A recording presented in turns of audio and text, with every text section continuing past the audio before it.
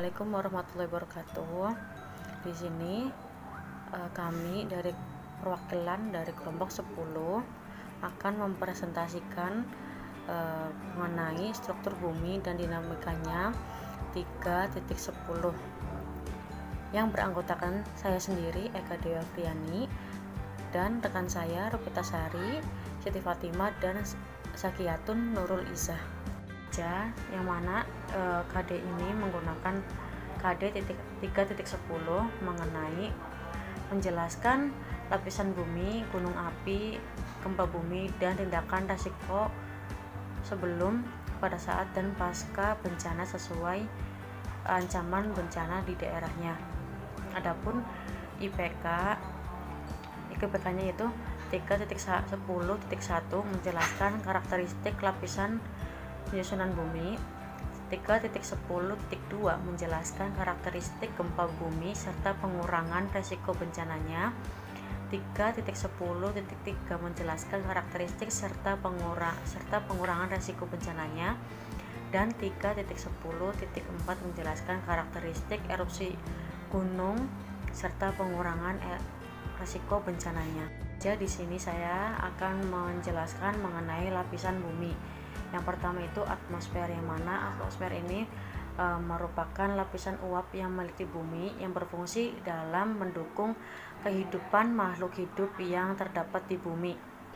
Sebagian besar atmosfer ini tersusun atas nitrogen yaitu sebesar 78% dan oksigen menyusun 21%. Apabila semakin tinggi permukaan atmosfer ini, maka akan semakin berkurang tekanannya. Pada lapisan atmosfer ini terdapat lapisan ozon yang mana berfungsi untuk menyerap sebagian besar radiasi ultraviolet yang ada dalam atmosfer. Selanjutnya di sini saya akan menjelaskan mengenai lapisan atmosfer. Pada lapisan atmosfer ini terdiri dari 5 lapisan, yaitu yang pertama troposfer. Lapisan atmosfer yang berada di bagian ini paling bawah 0 km hingga 10 km di bawah permukaan laut.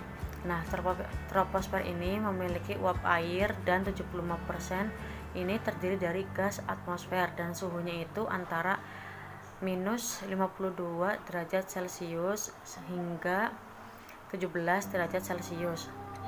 Pada lapisan troposfer ini tempat berlangsungnya sistem bumi seperti hujan, angin, salju, dan awan.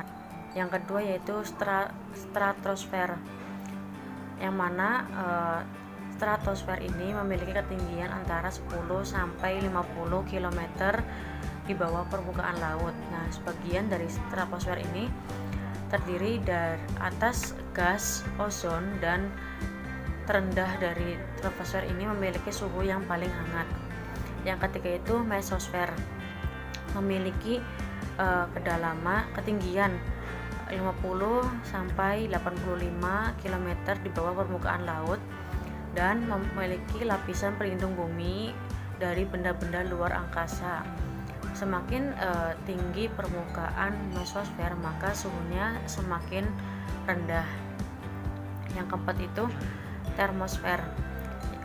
Termosfer ini memiliki ketinggian antara 85 sampai 500 km di bawah permukaan laut, yang mana termosfer ini berfungsi sebagai pelindung bumi dari radiasi ultraviolet. Semakin tinggi termosfer, semakin tinggi juga suhunya. Atmosfer yang kelima itu ada ekosfer, yang mana ekosfer ini memiliki ketinggian lebih dari 500 km di bawah permukaan laut, dan kandungan utama dari ekosfer ini adalah gas hidrogen.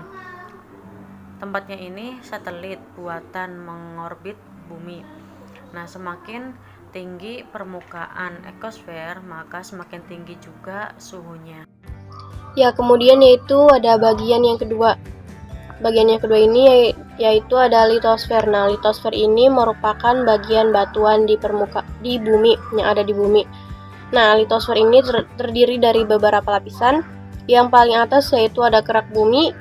Di bawah kerak bumi ada mantel bumi, dan yang paling bawah yaitu ada inti bumi. Ya, seperti bisa dilihat di gambar.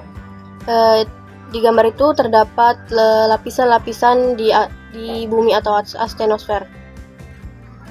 Oke, kita lanjut ya. Yang selanjutnya yaitu ada kerak bumi atau lapisan pertama dari litosfer. Nah, kerak bumi ini merupakan lapisan batuan atau yang lapisan paling atas yang memiliki ketebalan 0 sampai 100 km. Nah, kerak bumi ini tersusun atas batuan dan tanah. Kerak bumi ini dibagi menjadi dua, yaitu ada kerak samudra dan kerak benua. Nah, kerak samudra ini merupakan kerak bumi yang terdapat di laut atau di bawah permukaan laut. Sedangkan kerak benua yaitu kerak bumi yang ada di bagian tanah atau bagian benua. Nah, jadi di kerak bumi ini terdapat beberapa lapisan. Yang pertama itu ada lapisan astenosfer. Nah, lapisan astenosfer ini merupakan lapisan yang wujudnya kental karena memiliki panas yang sangat panas sehingga batuan yang ada di dalam astenosfer ini meleleh. Nah, jadi astenosfer ini memiliki ketebalan 130 sampai 160 km. Lanjut, di bawah astenosfer ada mesosfer. Nah, mesosfer ini memiliki tersusun atas batuan yang lebih tebal dan lebih berat daripada astenosfer. Nah, tebal dari lapisan mesosfer ini yaitu 2400 sampai 2750 km. Nah, di kerak bumi juga terdapat lapisan hidrosfer. Lapisan hidrosfer merupakan lapisan air yang ada di bumi. Jadi, lapisan air ini bisa termasuk samudra, laut, sungai, danau maupun yang lainnya. Nah, lapisan hidrosfer ini memiliki siklus yang terus-menerus terjadi, yaitu dinamakan siklus hidrologi. Nah, siklus ini terdiri dari yang pertama itu ada evaporasi atau penguapan, bisa dari laut ataupun sumber-sumber yang lainnya seperti samudra, sungai, dan juga yang lainnya. Nah, setelah terjadinya evaporasi atau penguapan, terjadi kondensasi di awan atau penggumpalan titik-titik air. Nah, setelah air yang ada di awan ini memiliki titik jenuh, nah air itu akan turun itu sebagai hujan. Nah, setelah turunnya hujan, nanti air tersebut akan meresap kembali ke tanah atau kembali lagi ke sungai-sungai atau air laut dan sumber-sumber yang lainnya. Nah, siklus ini akan terus-menerus terjadi sehingga air di bumi ini tidak akan habis ataupun tidak akan berkurang. Selanjutnya yaitu bencana alam. Yang pertama ada gempa bumi. Nah, merupakan suatu peristiwa bergetarnya bumi akibat pelepasan energi di dalam bumi secara tiba-tiba yang ditandai dengan patahnya lapisan batuan pada kerak bumi. Istilah pada gempa bumi yang pertama ada seismologi, yaitu ilmu yang mempelajari tentang gempa bumi. Yang kedua ada ahli seismologi, yang merupakan ilmuwan yang mengkaji gempa bumi. Dan yang terakhir ada seismograf, yaitu alat yang digunakan untuk mencatat data gelombang seismik. Pergerakan lempeng pada gempa bumi dapat diklasifikasikan menjadi 3. Yang pertama ada konvergen, di mana pergerakan lempeng yang saling mendekati satu sama lain atau bertubrukan. Yang kedua ada divergen, yaitu pergerakan lempeng yang saling menjauh. Nah, gerakan ini menyebabkan pembentukan punggung samudra. Yang terakhir ada transform, pergerakan lempeng yang saling berpapasan yang dapat menimbulkan patahan secara mendatar. Macam-macam gempa bumi. Yang pertama, gempa bumi runtuhan. Nah, gempa bumi ini biasanya terjadi pada daerah kapur ataupun pada daerah pertambangan. Yang kedua ada gempa bumi tumbukan. Nah, diakibatkan oleh tumbukan meteor atau asteroid yang jatuh ke bumi. Yang ketiga ada gempa bumi buatan, yaitu gempa bumi yang disebabkan oleh aktivitas dari manusia seperti ledakan dinamit atau dan nuklir. Nah, selanjutnya ada gempa bumi vulkanik, yaitu terjadi akibat adanya aktivitas magma yang biasa terjadi sebelum gunung api meletus. Dan yang terakhir ada gempa bumi tektonik, yaitu gempa bumi yang disebabkan oleh adanya aktivitas tektonik, yaitu pergeseran lempeng-lempeng tektonik secara mendadak yang mempunyai mempunyai kekuatan dari yang sangat kecil hingga yang sangat besar. Lipatan dan patahan. Nah, dampak dari pergerakan lempeng-lempeng bumi yaitu terbentuknya lipatan dan patahan pada lapisan tanah, sehingga terbentuk gunung dan pegunungan, lembah, bukit dan perbukitan, jurang, serta sebagainya. Nah, lipatan disebabkan oleh gerakan dari dalam tekanan yang besar dalam bumi akibat arus konveksi dan temperatur yang tinggi sehingga menjadikan sifat batuan menjadi cair atau plastis. Dan patahan bumi terjadi akibat adanya tekanan tenaga dari pusat bumi yang cepat, sehingga permukaan bumi tidak sempat melipat atau melewati batas elastisitasnya dan menyebabkan patahan. Contoh bencana alam selanjutnya yaitu tsunami. Nah, ketika gempa terjadi di dasar laut, gerakan lempeng tersebut akan mendorong air laut ke atas, sehingga timbul gelombang yang besar dan kuat. Gelombang air laut dapat mengalir ratusan kilometer ke segala arah dari epicentrum. Gelombang air laut ini disebut dengan tsunami. Nah, pusat gelombang tsunami adalah epicentrum yang berada di laut yang jauh dari pantai. Nah, ketinggian gelombang tsunami di tengah lautan hanya sekitar 1 meter. Namun, gelombang tersebut dapat merambat dengan kecepatan 500 sampai 1000 km per jam. Yang terakhir ada erupsi gunung. Nah, erupsi merupakan keluarnya magma dan material lainnya dari dalam bumi oleh letusan gunung berapi. Nah, erupsi disebabkan oleh tekanan gas yang kuat dari dalam bumi yang terus-menerus mendorong magma. Dengan demikian, magma akan terus naik menuju ke permukaan. Dalam perjalanannya, magma yang memiliki suhu hingga 1200 derajat Celcius akan melelehkan batuan di sekitarnya. Nah, akibatnya terjadilah penumbukan magma.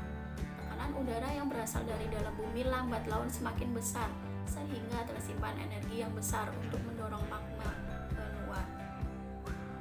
Jika litosfer yang berada di atas magma tidak mampu menahan tekanan dari dalam bumi, maka terjadilah erupsi.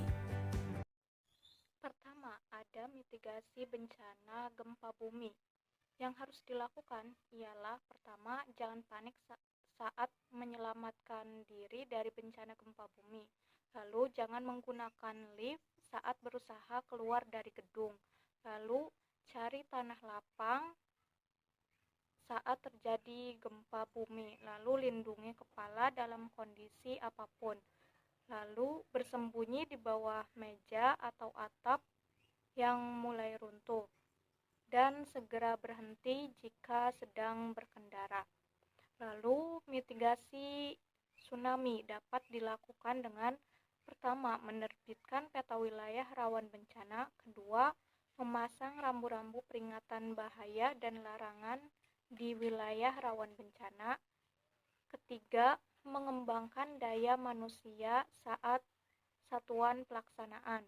Lalu, mengadakan pelatihan penanggulangan bencana ke masyarakat di wilayah sekitar pesisir yang biasanya rawan terkena bencana tsunami.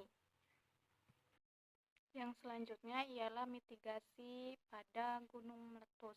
Hal-hal yang harus dilakukan pada saat terjadi gunung meletus, yang pertama ialah tidak berada di lokasi radius yang telah ditetapkan.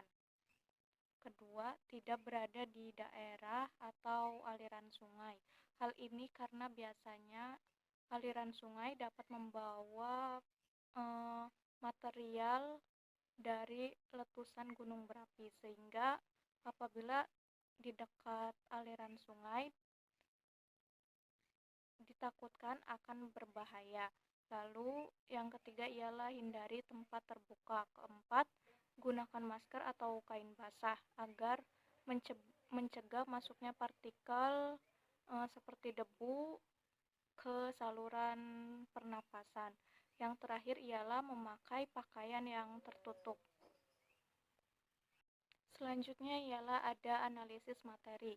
Pendekatan yang digunakan pada pembelajaran ini ialah scientific learning. Lalu model pembelajaran discovery learning dan metode pembelajaran dengan ceramah, penugasan, serta pengamatan. Karakteristik materi terdiri dari kognitif yaitu 70%, afektif 20%, dan psikomotorik 10%. Kelebihan materi ini ialah dapat mengetahui komponen penyusun bumi dari mulai bagian yang teratas sampai dengan bagian yang paling dasar atau inti bumi. Kekurangan dari materi ini ialah kurangnya kegiatan untuk penelitian secara langsung karena keterbatasan alat, seperti misalkan untuk melakukan simulasi gempa bumi, alatnya masih sulit untuk dilakukan, sehingga pemodelan untuk seperti tsunami ataupun gempa bumi sulit untuk dipraktekkan. Lalu pada penjabaran aspek afektif, belum menyusun pembagian kategorinya dengan David Crowd, yaitu pertama ada penerimaan. Contohnya yaitu siswa mendengarkan pendapat dari guru mengenai lapisan-lapisan bumi. Lalu ada responsif, di mana siswa ikut berpartisipasi dalam diskusi di kelas. Selanjutnya ada value atau nilai. Contohnya siswa dapat mengusulkan perbedaan pendapat tentang komponen penyusun bumi. Lalu ada organisasi, contohnya yaitu siswa menerima perbedaan pendapat dari temannya mengenai komponen penyusun bumi.